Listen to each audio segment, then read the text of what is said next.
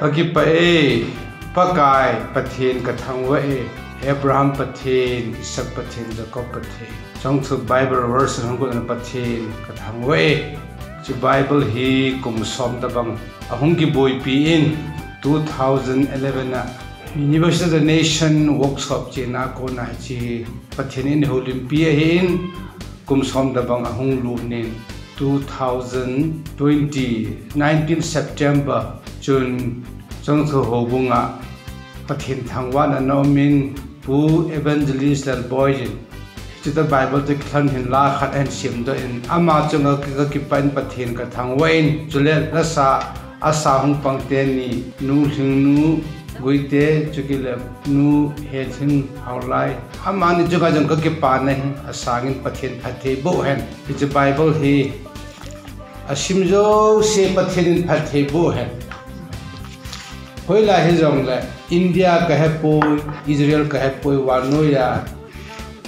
ho inam iti mi ho chen jo sia pathen phathe bo han sim jo si ka gi pa pathen thangwan han ichla hi song thu Bible version boldo aina dinga pu reverend athang to thangin panna sata ahin la na akona song thu Bible version boldo ai ta ja kaki pa pinaw vat sana pu evangelist lalboy kip genin ain sima nu he thing haw lai le nu thing nu bui te an sa do thona hi